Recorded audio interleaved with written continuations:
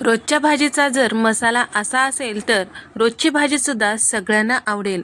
आज आपण एक असं वाटण पाहणार आहोत जे वाटण छान महिनाभर टिकून राहते, करायला सोपं आहे, भाजीला छान चव देते। त्यासाठी पॅनमध्ये 1 चमचा इथे मी जिरे घेतलेले आहे आणि 2 चमचे धने घेतलेले आहे आणि सोबतच 3 ते 4 लवंगा टाकून घेतलेला आहे। 2 ते 3 इथे मी हिरवी वेलची टाकून घेतलेली आहे। छान असं भाजून झालं की यामध्ये 3 चमचे तीळ आणि 3 चमचे फुटाण्याची डाळ आणि 10 ते 12 कढीपत्त्याची पानं टाकलेली आहे। तर कढीपत्ता छान असं कुरकुरीत होईपर्यंत भाजून घ्यायचं आहे, कुठलेही जिन्नस करपू नये लक्षात ठेवा। तर या ठिकाणी सगळे जिन्नस छान असं भाजून झालं की लास्टला आपल्याला टाकायचं आहे सुक्या खोबऱ्याचा किस किंवा सुक्या खोबऱ्याचा बुरा। तर इथे मी 2 चमचे इतकं टाकून घेतलेलं आहे। सगळे जिन्नस छान असं भाजून झालेलं आहे। आता हे थंड करायला ठेवूया। पूर्णपणे थंड झालं की हे मिक्सरच्या भांड्यामध्ये काढून घेऊया। तर कढीपत्त्याची पानं सुद्धा छान कुरकुरीत झालेले आहे, तुम्ही बघू शकता। चेक करायचं, नाहीतर आपलं वाटण जे आहे खराब होऊ शकतो।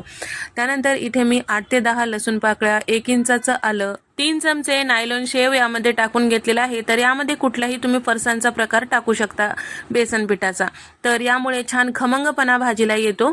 तर या ठिकाणी इथे आपलं हे वाटण मिक्सरला फिरवून घेतल्यानंतर तुम्ही बघू शकता मस्त तयार झालेलं आहे।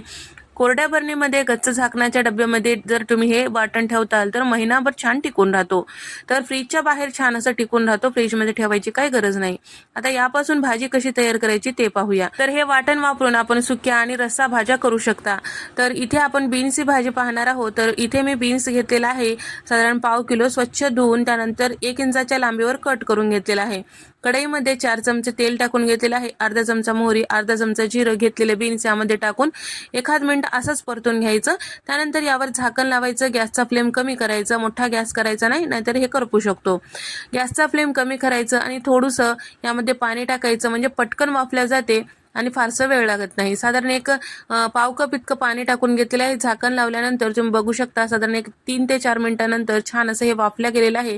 पावडर मसाल्यांमध्ये आपल्याला फक्त यामध्ये एक अर्धा चमचा हळद, 1 चमचा लाल मिरची पावडर, चवीपुरतं मीठ, थोडासा गरम मसाला टाकून घ्यायचा आहे आणि तयार करून घेतलेलं जे वाटणाचं पावडर होतं त्यामधलं मी अर्धं वाटणाचं पावडर यामध्ये टाकून घेतलेलं आहे। म्हणजे मी जे प्रमाण घेतले होते त्यानुसार अर्धा किलो भाजी होते, तर मी इथे पाव किलोसाठी घेतलेलं जे वाटण आहे अर्ध वापरलेलं आहे आणि सोबतच यामध्ये भरपूर कोथिंबीर टाकलेलं सगळं मिक्स केलेलं आहे। ही भाजी मी डब्याला करत आहे। तुम्हाला जर रस्सा भाजी करायचं असेल तर यामध्ये पाण्याचं प्रमाण वाढवू शकता आणि त्याचबरोबर इथे डब्याला करत आहे म्हणून पाणी अगदी थोडंसं टाकलेलं आहे। तर मसाला वेगळं बीन्स वेगळं असं होऊ नये, मसाला छान व्यवस्थित चिटकून राहण्यासाठी थोडंसं पाण्याचा वापर करणं गरजेचं आहे।